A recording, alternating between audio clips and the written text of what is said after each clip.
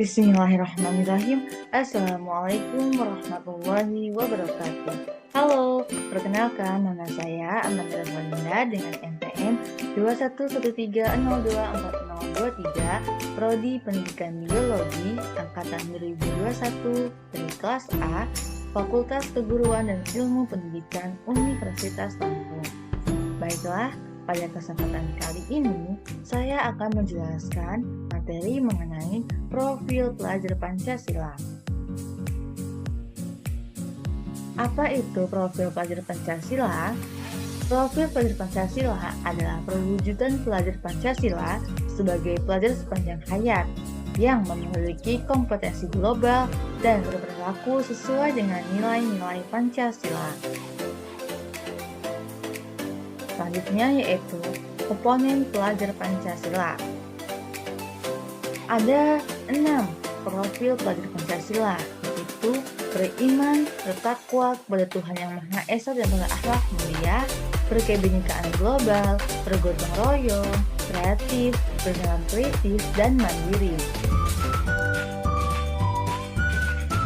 Komponen profil pelajar Pancasila memiliki 6 kompetensi yang dirumuskan sebagai dimensi kunci. Keenamnya sangat berkaitan dan menguatkan, sehingga upaya mewujudkan profil pelajar Pancasila yang utuh membutuhkan berkembangnya keenam dimensi tersebut secara bersamaan, tidak parsial.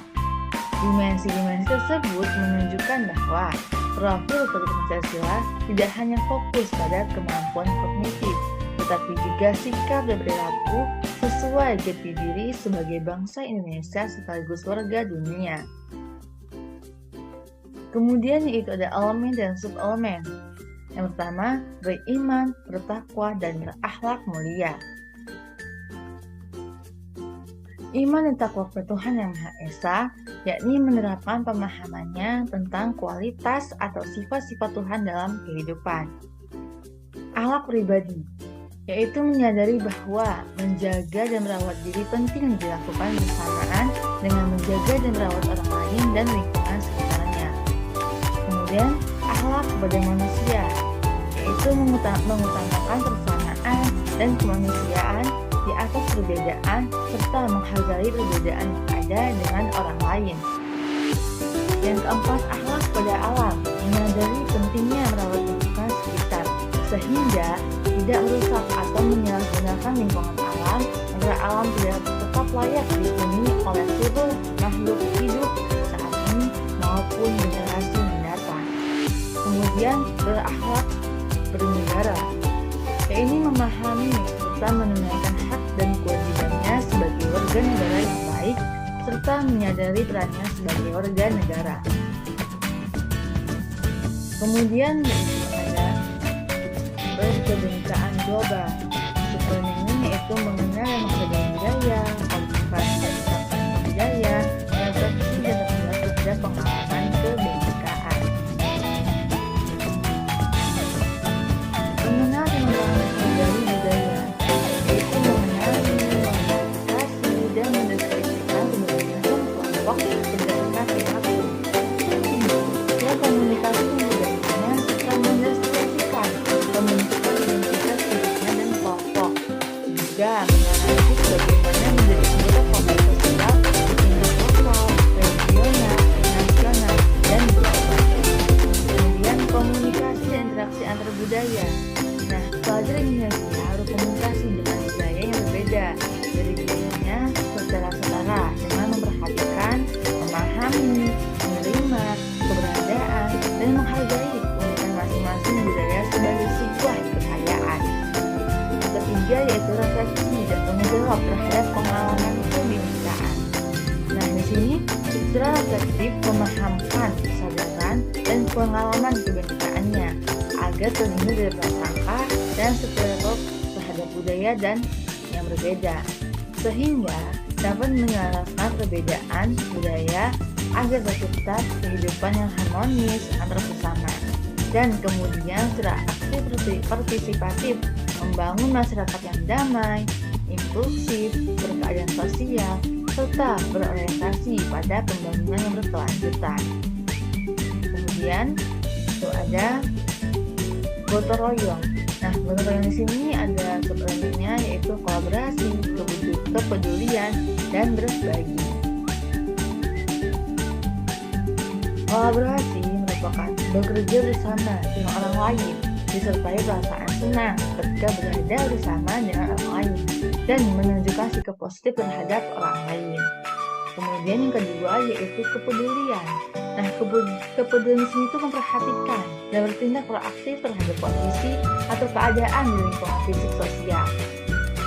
Kemudian yang ketiga yaitu berbagi. Berbagi memberi dan menerima segala hal yang penting bagi kehidupan pribadi dan bersama, serta mampu menjalani kehidupan bersama yang mengedepankan penggunaan bersama sumber daya dan ruang yang ada di masyarakat secara sehat. Selanjutnya yaitu mandiri. Mandiri elemennya kesadaran akan diri dan situasi yang dihadapi. Nah, di sini kita melakukan refleksi terhadap kondisi dirinya dan situasi yang dihadapi, dimulai dari memahami emosi dirinya dan kelebihan serta keterbatasan dirinya, sehingga ia akan mampu mengenali dan menyadari kebutuhan pengembangan dirinya yang sesuai dengan perubahan dan perkembangan yang terjadi. Kemudian regulasi diri. Nah, regulasi diri ini mampu mengatur pikiran, perasaan, perilaku dirinya untuk mencapai tujuan belajarnya. Kemudian selanjutnya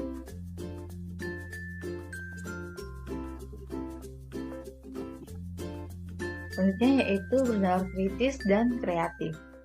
Nah, di sini elemennya bernalar kritis. Memperoleh dan memproses informasi dan gagasan. Nah, kita memiliki rasa keingintahuan, mengajukan pertanyaan yang relevan, mengidentifikasi dan mengklarifikasi gagasan dan informasi yang diperoleh, serta mengolah informasi tersebut. Kemudian yang kedua yaitu menganalisis dan mengevaluasi penalaran. Nah, di sini kita bisa memperdalam pengambilan keputusan. Dalam mengambil keputusan menggunakan nalarnya sesuai dengan kaidah sains dan logika dalam pengambilan keputusan dan tindakan dengan melakukan analisis serta evaluasi dari gagasan dan informasi yang ia dapatkan. Kemudian yang ketiga yaitu merefleksi pemikiran dan proses berpikir. Di sini kita melakukan refleksi terhadap berpikir. Nah, terhadap berpikir itu sendiri dan berpikir mengenai bagaimana jalannya proses berpikir tersebut sehingga ia sampai pada suatu kesimpulan. Kemudian yaitu yang mengambil keputusan. Nah, mengambil keputusan itu kita mengambil keputusan dengan tepat berdasarkan informasi yang relevan dari berbagai sumber, fakta dan data yang mendukung. Kemudian yaitu kreatif. Kreatif di sini itu adalah yang menghasilkan gagasan orisinal dan menghasilkan karya yang orisinal. Menghasilkan gagasan yang orisinal. Di sini kita menghasilkan gagasan terbentuk dari hal paling sederhana seperti mengekspresi pikiran atau perasaan sampai dengan gagasan yang kompleks untuk kemudian mengaplikasikan ide baru sesuai dengan konteksnya guna mengatasi persoalan yang menghasilkan berbagai alternatif penyelesaian. Kemudian yaitu menghasilkan karya dan tindakan orisinal. Di sini kita bisa menghasilkan karya yang didalam oleh minat dan kesukaannya pada suatu hal, emosi yang ia rasakan sampai dengan bagaimana dampaknya terhadap lingkungan sekitar. Kemudian yaitu ada urgensi profil pelajar Pancasila, itu ada 3, yaitu urgensi profil pelajar Pancasila yang pertama sebagai bintang penuntun pelajar, yang kedua sebagai rujukan perencanaan kurikulum atau SMP, yang ketiga sebagai rumusan karakter dan kompetensi abad 21. Yang dimaksud dengan sebagai bintang penuntun pelajar yaitu yang pertama menjadi penuntun kebijakan arah pendidikan di tingkat nasional, daerah, dan sekolah. Yang kedua menjadi pegangan pendidik dalam membangun karakter serta kompetensi anak-anak Indonesia di ruang belajar. Kemudian yang kedua yaitu sebagai rujukan perencanaan kurikulum atau SMP, yaitu merujuk kepada merupakan elaborasi dari tujuan pendidikan nasional. Yang kedua merupakan intisari dari standar kompetensi lulusan atau SKL. Kemudian yang ketiga yaitu urgensi profil kompetensi yang ketiga yaitu sebagai rumusan karakter dan kompetensi abad 21.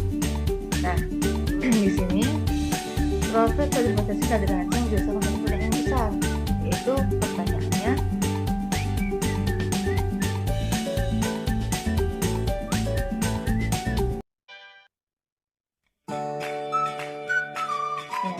standar dengan profil karakter dan kompetensi seperti apa yang diinginkan yang dihasilkan sistem pendidikan Indonesia.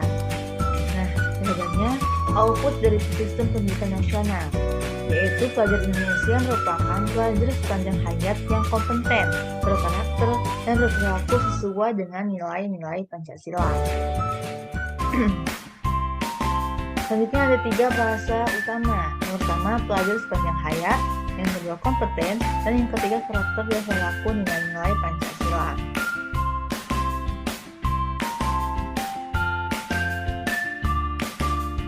Kemudian, selanjutnya itu ada tema-tema proyek profil pelajar Pancasila. Yang pertama, bangunlah jiwa dan raganya. Yang kedua, berrekayasa dan berteknologi untuk membentuk NKRI. Yang ketiga, kebinekaan tunggal ika. Yang keempat, gaya hidup berkelanjutan. Yang kelima, kearifan lokal. Yang keenam, kewirausahaan. Dan yang ketujuh, suara demokrasi. Selanjutnya, bagaimana sih penerapan profil pelajar Pancasila itu? Nah, kita bisa menerapkan profil pelajar Pancasila melalui kegiatan intrakurikuler. Selain intrakurikuler, juga bisa dengan kegiatan kokurikuler.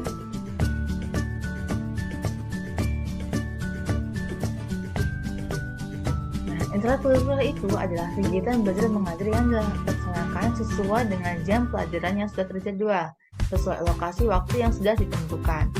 Kemudian kegiatan kokurikuler itu adalah kegiatan di sekolah yang dilakukan oleh peserta didik untuk menguatkan, memperdalam, atau sebagai pengayaan mata pelajaran yang sudah dipelajari dalam kegiatan intrakurikuler. Kegiatan ini dilaksanakan untuk mengoptimalkan penguatan pendidik karakter pada peserta didik. Kokurikuler ini adalah kegiatan yang menguatkan kegiatan intrakurikuler seperti kunjungan ke museum atau tempat edukasi lainnya. Selain itu, ada kegiatan ekstrakurikuler dan budaya sekolah. Untuk kegiatan ekstrakurikuler ini adalah kegiatan yang lebih bersifat keminat siswa dan pengembangan diri, misalnya olahraga, seni, atau kegiatan keagamaan lainnya. Kemudian budaya sekolah. Nah, budaya sekolah ini adalah sekumpulan nilai yang melandasi perilaku, tradisi, kebiasaan, keseharian, dan simbol-simbol yang dipraktikkan oleh kepala sekolah, guru, petugas administrasi, siswa, dan masyarakat sekitar sekolah.